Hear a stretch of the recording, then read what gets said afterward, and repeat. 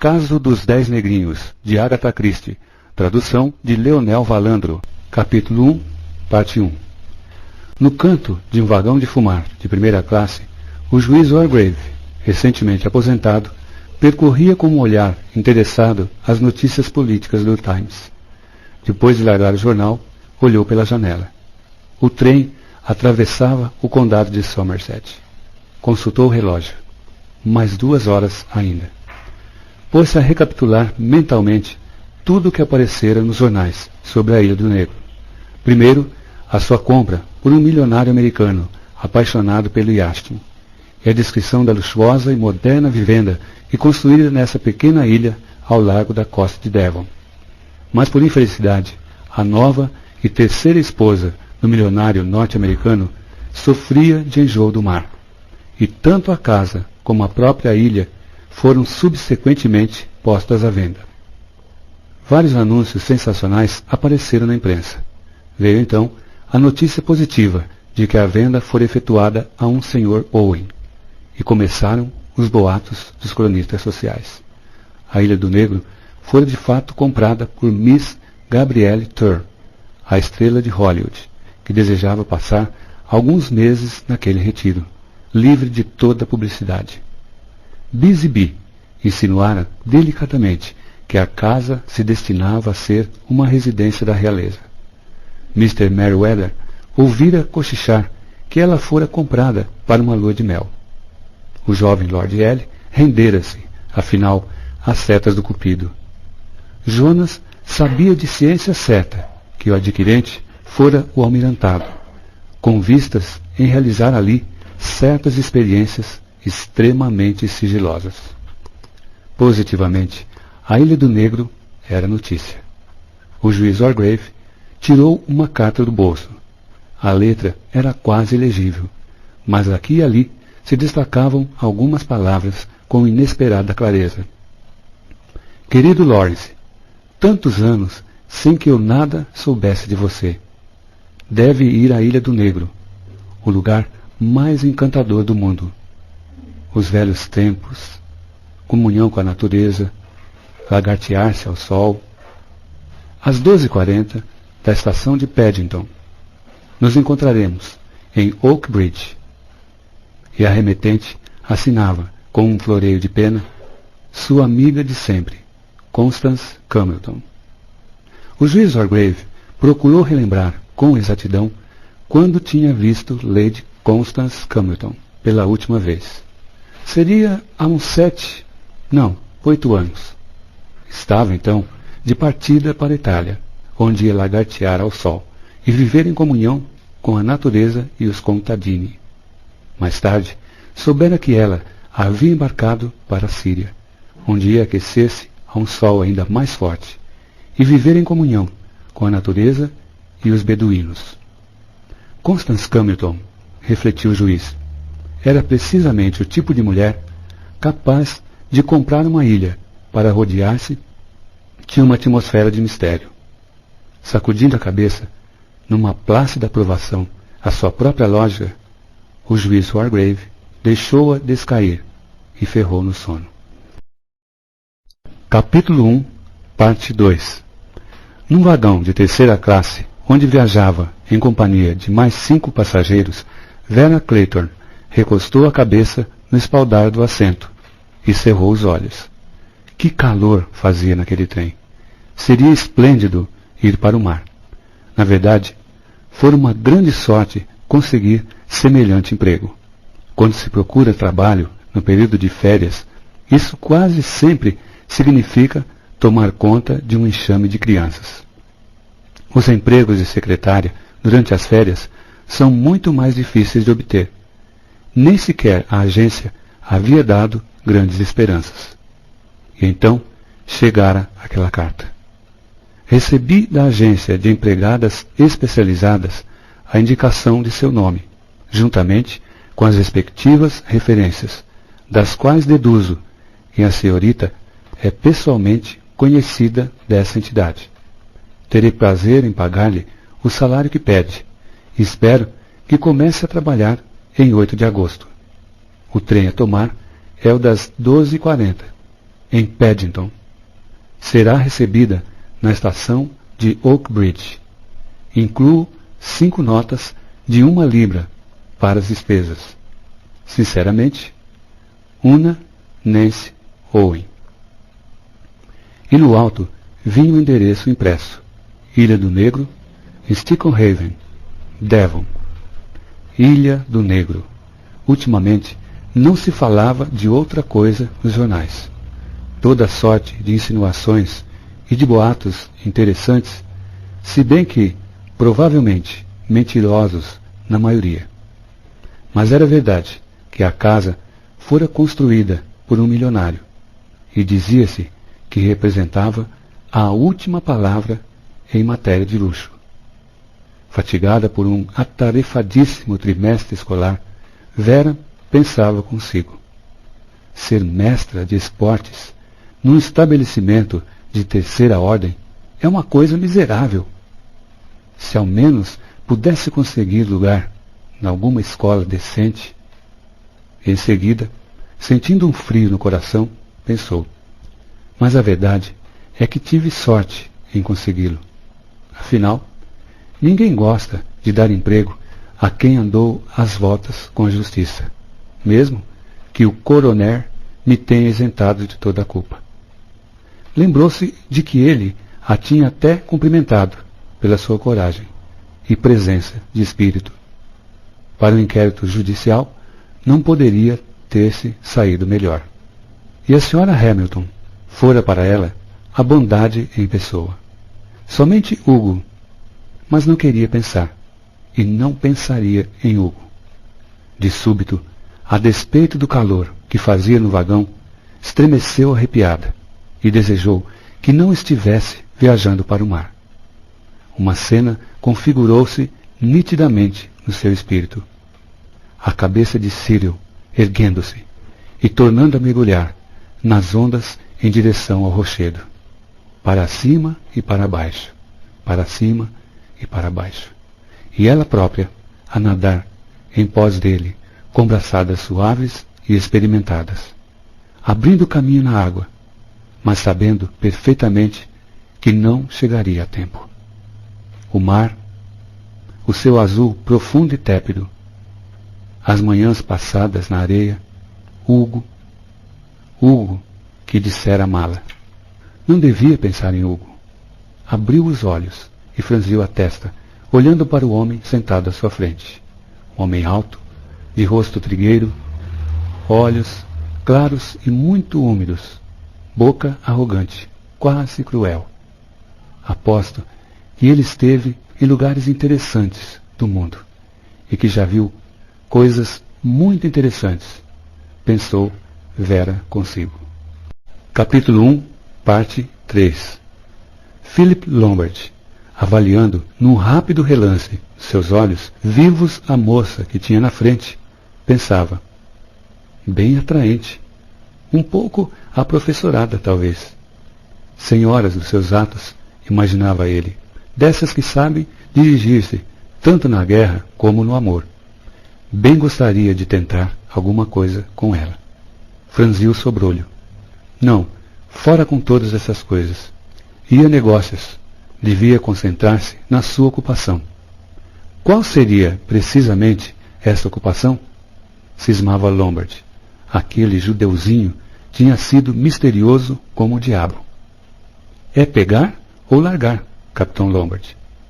E ele respondera pensativamente: 100 guinéus, hein? Pronunciara estas palavras com displicência, como se 100 guinéus nada significassem para ele. 100 guinéus, quando estava na última lona. Desconfiava, porém, que o judeuzinho não se deixara enganar.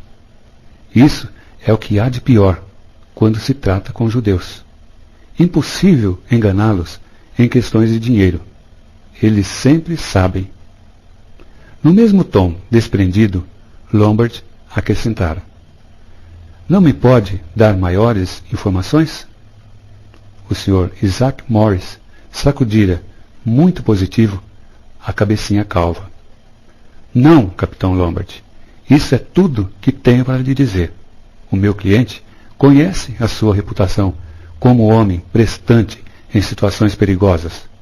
Estou autorizado a pagar-lhe 100 guinéus, em troca dos quais deverá vir a Sticklehaven, no Devon. A estação mais próxima é Oak Bridge. Lá estarão à sua espera para levá-lo de automóvel a Sticklehaven, onde uma lancha o transportará à Ilha do Negro. Ali, o senhor se colocará à disposição do meu cliente. Por quanto tempo? Indagara abruptamente Lombard. 1 semana, no máximo. Cofiando o pequeno bigode, o capitão Lombard observou. O senhor sabe que eu não posso aceitar nada. Ilegal? Dardejava um olhar penetrante ao outro, enquanto falava. Nos espessos lábios semíticos do Sr. Morris, esboçou-se um ligeiro sorriso, ao responder gravemente. Se algo de ilegal lhe for proposto, o senhor, naturalmente, terá plena liberdade de recusar. Diabos levem aquele tipinho oleoso. Pois ele não sorrira? Era como se soubesse que no passado de Lombard a legalidade nem sempre fora uma cláusula sine qua non. Os lábios do próprio Lombard entreabriram-se, num sorriso, ao relembrar a cena. O fato é que, 1 ou 2 vezes, fora um pouco afoito demais, mas sempre conseguia safar-se. Na realidade, os seus escrúpulos não iam muito longe. Não, os seus escrúpulos não iam muito longe. Previa que ia divertir-se bastante na Ilha do Negro. Capítulo 1, parte 4.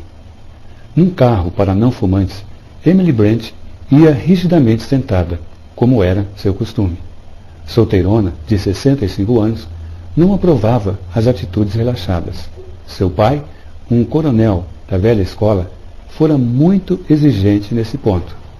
A geração atual era de uma negligência indecorosa, em suas posturas e em tudo mais. Envolta numa aura de retidão e de princípios irredutíveis, Miss Brent viajava no apinhado vagão de 3ª classe e triunfava sobre o desconforto e o calor. Todos, hoje em dia, eram tão cheios de dengues. Queriam injeções para arrancar um dente. Tomavam drogas se não podiam dormir. Queriam cadeiras fofas e almofadas. E as moças vestiam-se de qualquer jeito. E no verão, estiravam-se seminuas nas praias.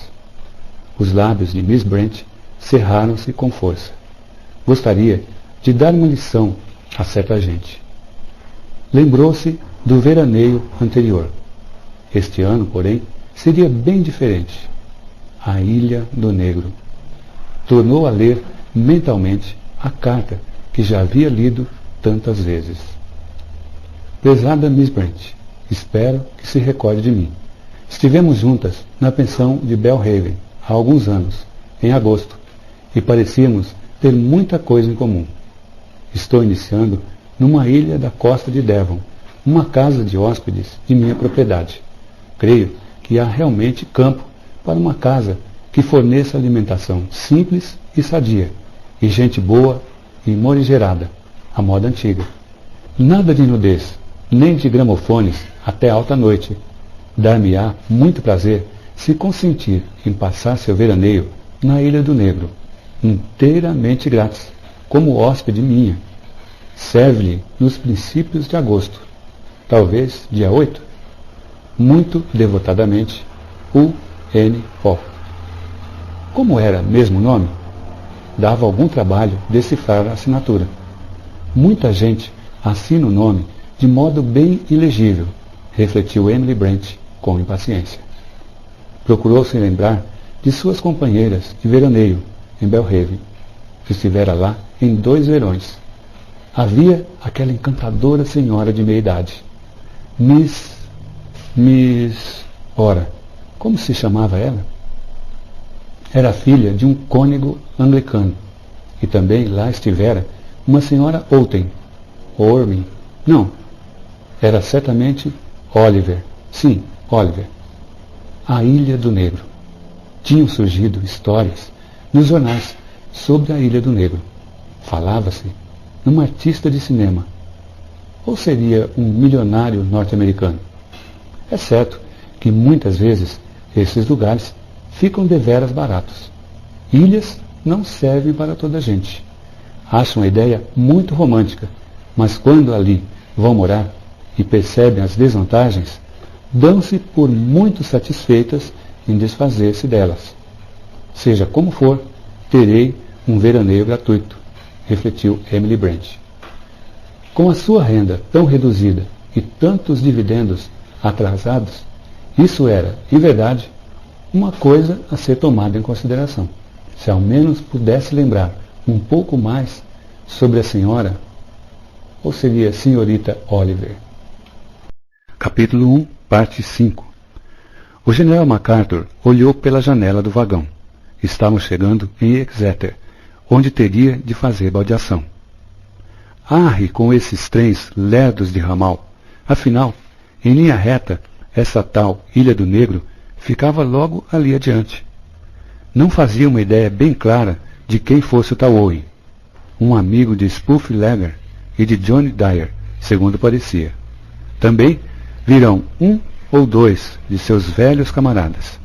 Gostaria de conversar sobre os bons tempos de outrora. A verdade é que uma charla sobre os velhos tempos lhe daria grande prazer. Ultimamente, andava desconfiado de que os amigos o evitavam.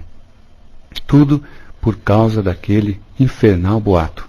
Era duro, por Deus.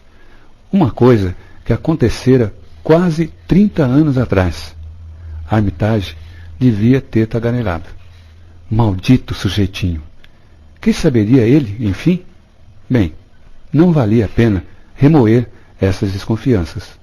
Às vezes, a gente imagina coisas. Imagina que um camarada nos olha de maneira esquisita. Essa Ilha do Negro, por exemplo, gostaria de vê-la. Muito mexerico a respeito dela. Talvez houvesse algo de verdade no boato de que fora adquirida pelo almirantado, ou pelo Ministério da Guerra, ou pela Força Aérea. Quem construíra a casa foi o jovem Elmer Robinson, o milionário americano. Dizia-se que gastara milhares de libras, todo o luxo do mundo. Exeter, 1 hora de espera, e ele não queria esperar. Queria tocar para adiante. Capítulo 1, parte 6. O Dr. Armstrong atravessava a planície de Salisbury no seu carro. Sentia-se bastante cansado. O sucesso tem seus inconvenientes. Tempo houvera em que ele ficava sentado no seu consultório de Harley Street, corretamente trajado, cercado dos mais modernos aparelhos e do mais luxuoso mobiliário, esperando, através dos dias vazios, pela vitória ou pelo fracasso da sua aventura financeira. Pois bem, tinha vencido. Tivera sorte. Sorte e competência, está visto. Era um homem que entendia de sua profissão. Mas isso não bastava para vencer. Era preciso também ter sorte. E ele a tivera. Um diagnóstico bem feito, 2 ou 3 clientes agradecidas, mulheres com dinheiro e posição, e a fama começara. Você deve consultar Armstrong. Bem moço ainda, mas simplesmente brilhante. Pamela andou nas mãos de tudo que era médico, durante anos, mas ele acertou na primeira consulta. E a bola tinha começado a rolar.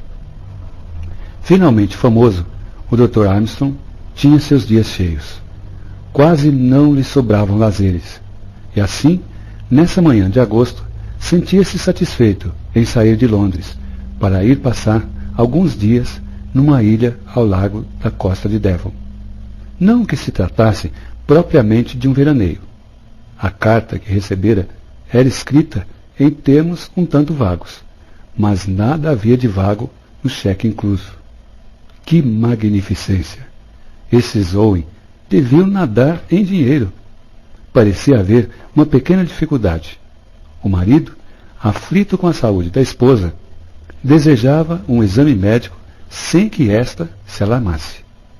Ela não queria saber de doutores. Os seus nervos... Nervos. O médico arqueou as sobrancelhas. Essas mulheres com seus nervos...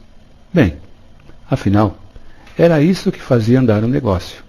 Metade das mulheres que o procuravam não sofriam de coisa alguma, mas não lhe ficariam agradecidas se lhes dissesse que, em geral, sempre se podia encontrar alguma coisa. Uma ligeira disfunção uma palavra grega bem comprida. Nada de sério, mas precisa ser controlado. Um tratamento simples. Em grande parte, a medicina era simples curandeirismo. Mas ele tinha jeito. Sabia inspirar fé e esperança.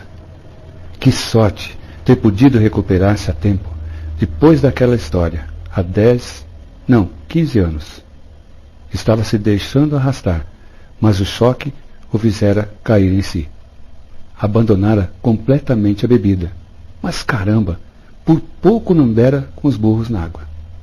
Com uma buzinada ensurdecedora, um enorme Dalman Super Sports passou por ele, a 130 km por hora.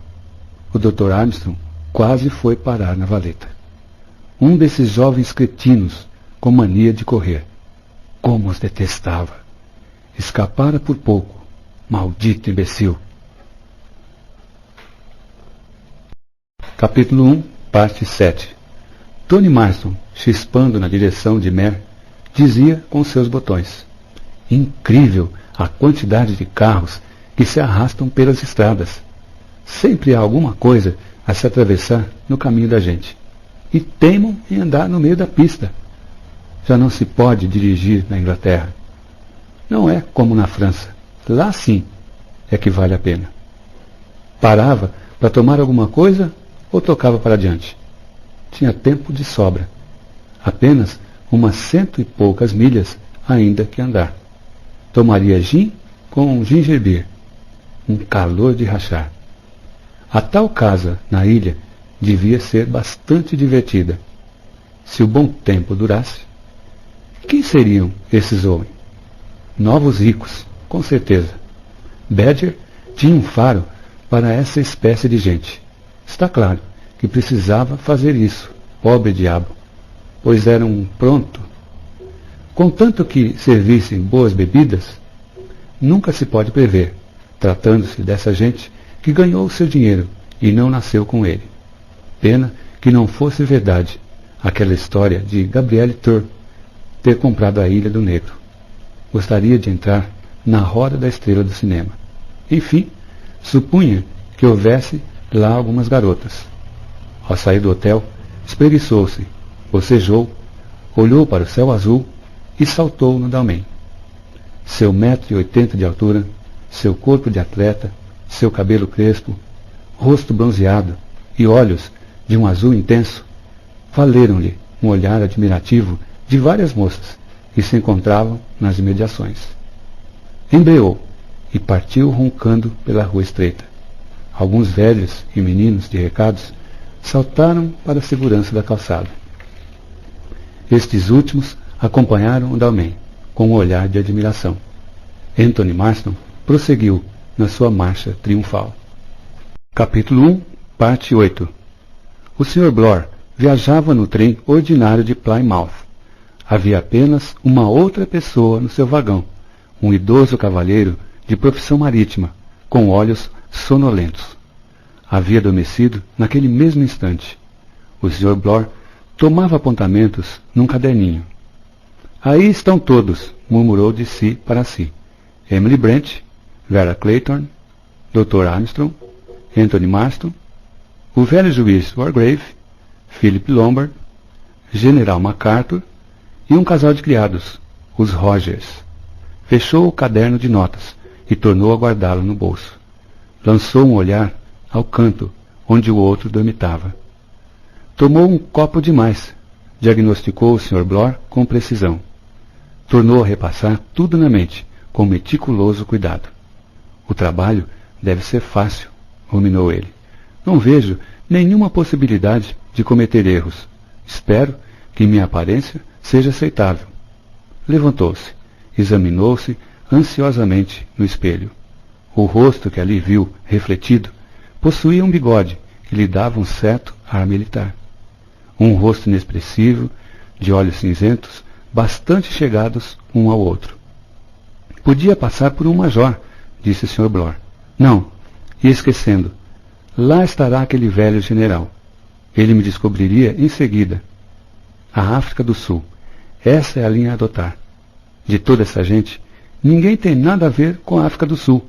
Eu estou bem informado, graças àquele folheto de viagem que li no outro dia. Felizmente, havia coloniais de todos os tipos e espécies.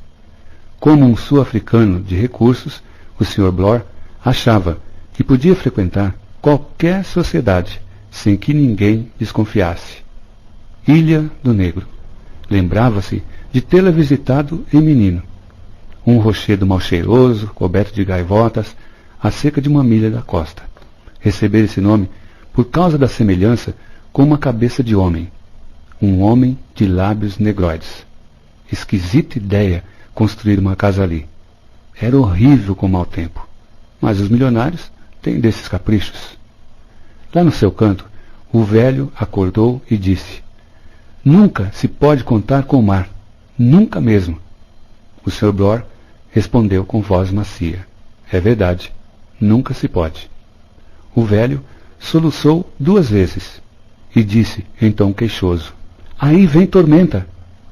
O Sr. Blore interpôs-se: Não, companheiro. Está fazendo um lindo dia. O velho redarguiu, furioso: Aí vem uma tormenta. Sinto-lhe o cheiro. Talvez tenha razão, assentiu o Sr. Blore pacificamente. O trem parou numa estação e o velho ergueu-se a custo. É aqui que eu desembarco. Fez força para abrir a janela. O Sr. Blore ajudou-o. Ao sair, o velho parou na porta e alçou solenemente a mão, piscando os olhos sonolentos. Vigiai e orai, disse. Vigiai e orai. O dia do juízo está próximo. Desabou pelos degraus do vagão abaixo. Em posição supina na plataforma, ergueu os olhos para o Sr. Blore e proclamou com imensa dignidade: Estou falando para o senhor, moço. O dia do juízo está muito próximo. Ficando a sós, o Sr. Blore disse consigo: Ele está mais próximo do dia do juízo do que eu. Mas nisso, consoante veio a suceder. Enganava-se. Capítulo 2, parte 1. No recinto externo da estação de Oak Bridge, formara-se um pequeno grupo de pessoas, tomadas de momentânea hesitação. Atrás delas, os carregadores esperavam com as malas. Um deles chamou: Jim! O chofer de um dos táxis avançou para o grupo. Por acaso, vão para a Ilha do Negro? Perguntou com uma fala macia dos devonianos. 4 vozes responderam na afirmativa.